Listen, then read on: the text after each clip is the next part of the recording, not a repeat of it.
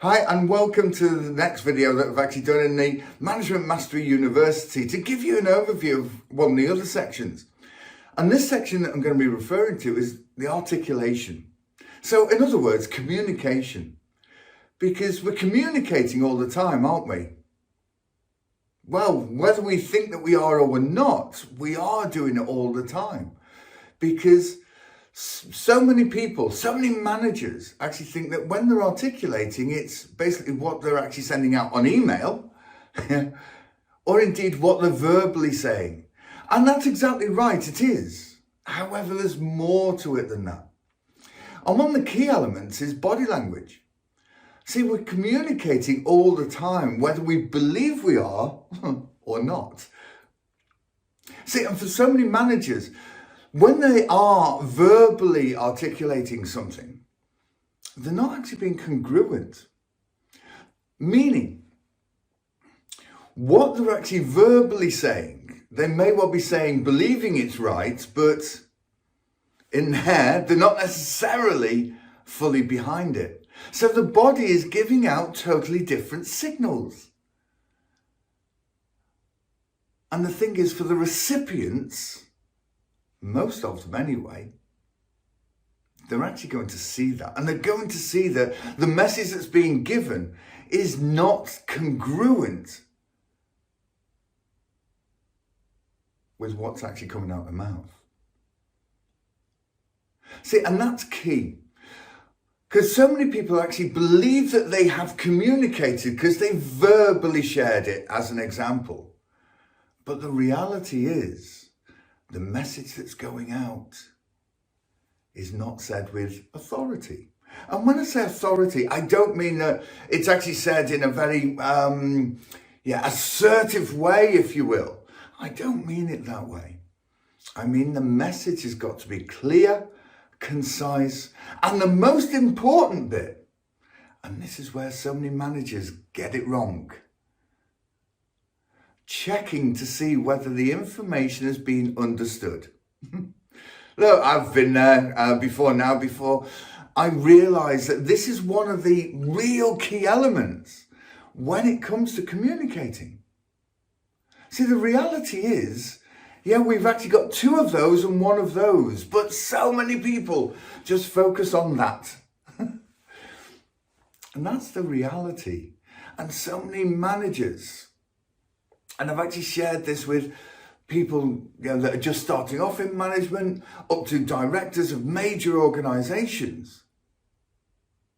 Just because we've shared it, it doesn't mean to say that it's been understood.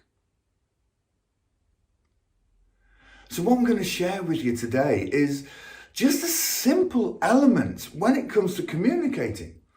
And like I said, with the Management Mastery University, go into this in a heck of a lot more depth. But when a message is being shared, verbally I'm referring to now, is to check on understanding. Because maybe you're like I am, I don't know. In as much as you've given an instruction to someone as an example and thought, yes, I've done the best job ever at describing that. And then whoever it is has gone away and done the task to the best of their ability. And they've brought it back to you and you've looked at it and thought, that wasn't what I asked for. And then so many people, if that happens, then blame the other person instead of looking in the mirror and think, could I have actually done that differently? See, the key is when we deliver an instruction as an example, to check on understanding with the other person. And we do that by asking them what they've understood. Yes, it probably sounds really, really simple, doesn't it? And it is. That's just it. It's so simple, but so many managers don't do it. And so many managers actually turn around and say, excuse me, no, they don't say that. But they turn around and say, well, I haven't got time to check on it. They should know. Yes, that may well be true. But the reality is, one way of actually saving time is to make sure that the message is understood. And like I say, we do that by asking questions. Because basically, human beings are pack animals. Yes, I know, I don't mean to be rude when I say that, but we are. And in as much as we like to be in the crowd, we don't like to be isolated.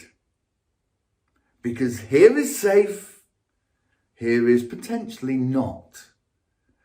And again, what so many managers do, so do you understand that?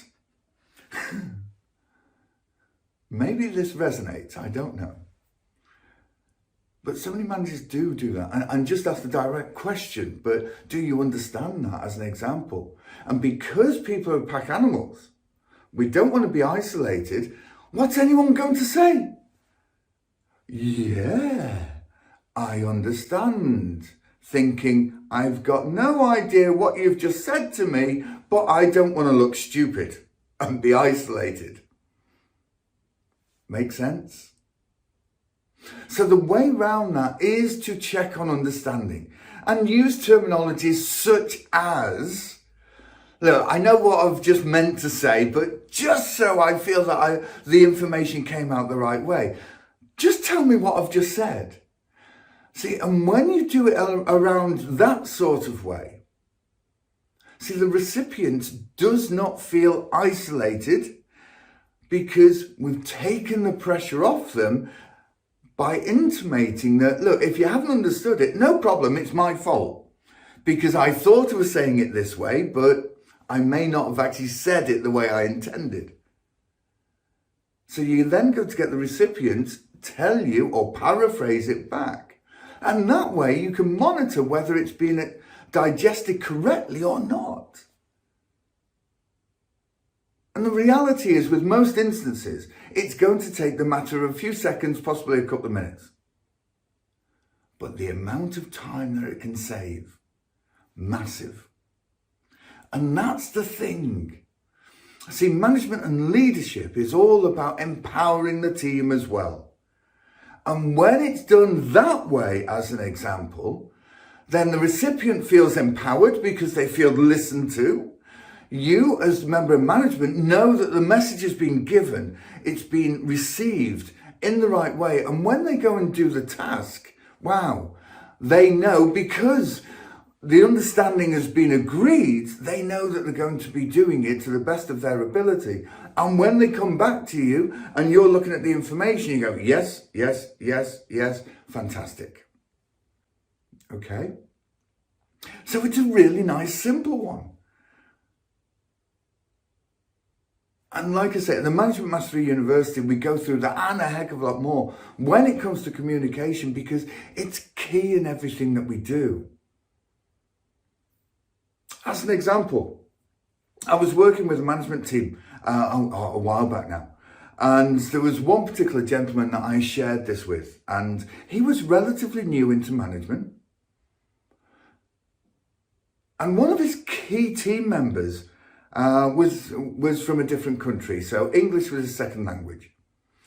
And this particular individual, this member of management, was saying, I always have issues with this particular person.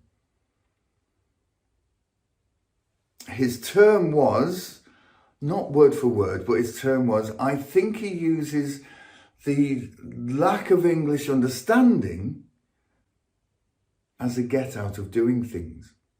So like I say, I shared this and indeed a few other things in a lot more depth.